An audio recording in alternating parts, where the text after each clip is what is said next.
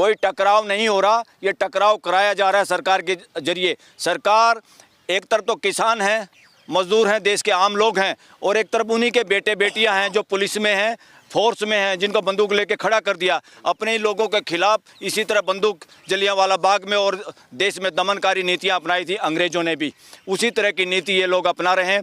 पूरे पुलिस प्रशासन से और सभी कर्मचारियों से, अफसरों से हम ये निवेदन करते हैं कि अपना ज़मीर जिंदा रखो, गैर कानूनी कोई काम मत करो, और देश के ही लोगों पे गोली या आंसू गैस छोड़ने की जुर्रत ना करो, काम ही मत करो इस तरह का। जो भी असंवैधानिक हो, ये गृह मंत्री या मंत्री संतरी ये और लोग बदलते रहेंगे। आप लोग इसी देश के बेटे हो, इसी देश के, हमारे देश के फोर्स के लोगों की बंदूक अपने देश के लोगों की जान लेने के लिए नहीं बनी है, और ये बकवास करते हैं इस तरह से। इनको जानबूझ के गलत साबित करने के लिए ये रोड रोक देंगे, असुविधा हो जाएगी, फलाना हो जाएगा, ढिकड़ा हो जाएगा, कुछ नहीं, ये सब ड्रामा है जानबूझ के। अरे तुम चुपचाप रोड खोलो इसके साथ।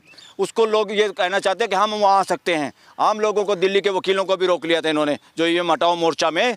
और ये किसान ये चाहते हैं कौन भाई, कौन हो प्राइम मिनिस्टर, कौन हो गृह मंत्री? तुम हमारे सेवक हो या हमारे बॉस हो? इस देश में कोई बॉस नहीं, लोकतंत्र में सेवक लोग हैं, और वहाँ जाने का मौका सबको मिलना चाहिए।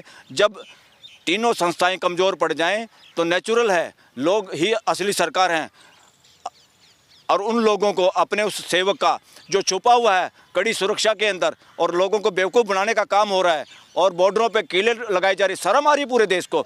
इनको अब देश समझ चुका है।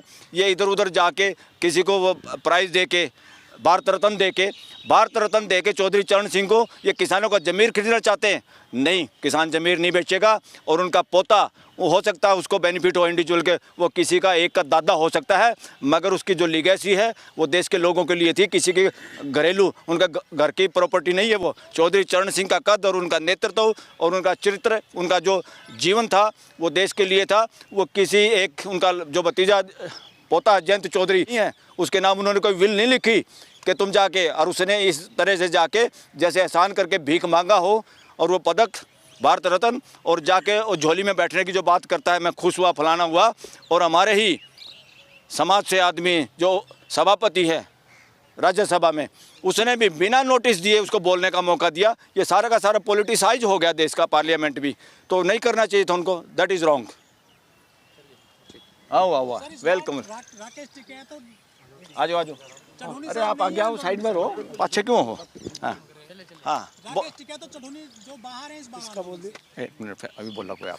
हाँ जी बोलो। राकेश टिकैत और चढ़ूनी साहब इस बार आंदोलन में शामिल नहीं हुए अभी तक। सब शामिल है अंदर से, वो वैसे इसलिए शामिल नहीं है। चढ़ूनी जी ने कोई इलेक्शन शायद लड़ लिया था, तो इन लोगों ने फैसला लिया था भाई जो नॉन पॉलिटिकल लोग हैं वो अगुवाई करेंगे, वरना उनका समर्थन साथ है सबका। राकेश टिकैत का भी समर्थन साथ है, और इस वक्त राकेश टिकैत और चढ़ूनी की बात नहीं है, वो नहीं।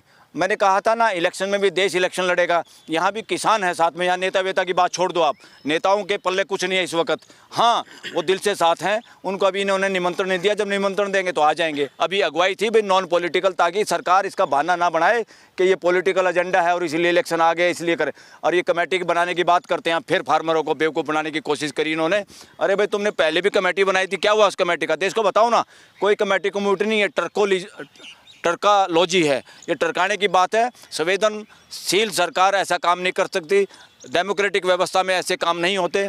ये सारा का सारा लोगों को मिसगाइड करने का प्रोग्राम है। इनके जो मंत्री संतरी भी गए थे फार्मरों से मिलने, उनके पल्ले भी कोई पावर नहीं है। वो नाम के भले ही मंत्री हो, इस देश में कोई मंत्री बचा नहीं, या एक दो आदमी का सारा शासन चल रहा है। डेमोक्रेसी नाम की चीज़ देश में बची नहीं है।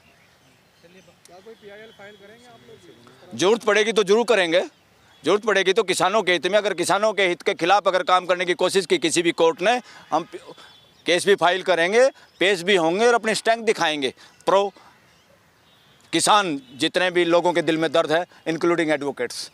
सुप्रीम कोर्ट के जो एक चिट्ठी लिखी है वो हम लोगों से पूछ के, यानी कि मेंबर्स से पूछे बगैर लिखी है, उसकी कोई वैल्यू नहीं है, उसकी कोई वैल्यू नहीं है।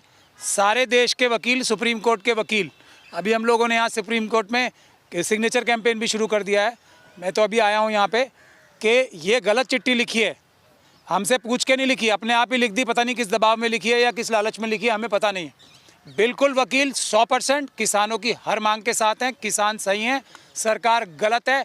अगर सुप्रीम कोर्ट बार एसोसिएशन के प्रेसिडेंट को इंटरवीन करना है तो किसानों की तरफ से करना है।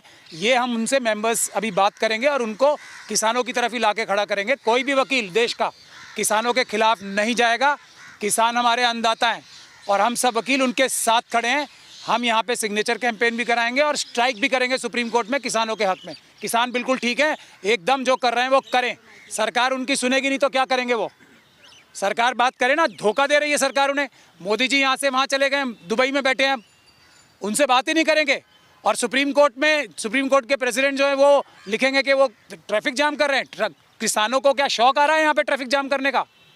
सरकार ट्रैफिक जाम करा रही है, आने दें उन्हें, शांतिपूर्ण ढंग से बैठेंगे यहाँ पे।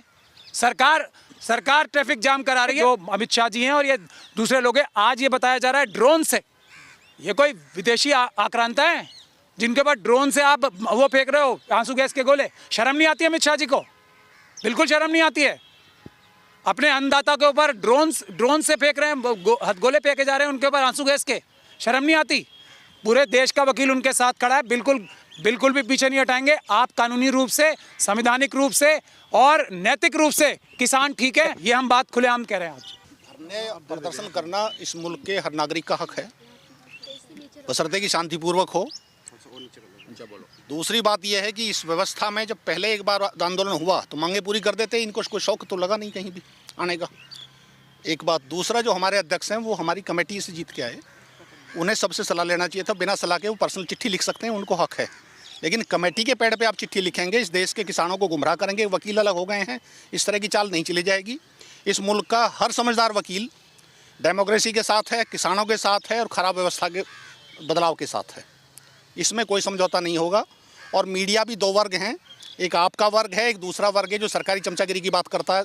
सब आइडेंटिफाइड हैं, सबकी व्यवस्था ठीक ठीक चल रही है, सब अपने अंजाम को पहुंच जाएंगे। लोकतांत्रिक व्यवस्था में नेता बहुत मजबूत नहीं होते, आते रहते हैं जाते रहते हैं, कोई फर्क नहीं पड़ता। नेशनल मीडिया कह रहा है कि आप लोग दुबई में जो भव्य मंदिर बन रहा है उसमें वादा डाल रहे हो। नहीं, जितना यहाँ गोदी मीडिया है उसका काम केवल हिंदू मुसलमान मंदिर मस्जिद के अलावा उस बेचारे की बुद्धि, जैसे कहते हैं, माइंड डेड हो गया।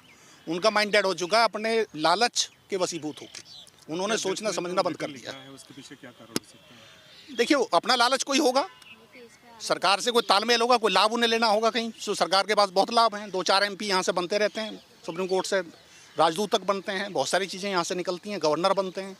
अपना कोई लाभ होगा कोई ना कोई, लेकिन वकील इस बात को गवारा नहीं करता।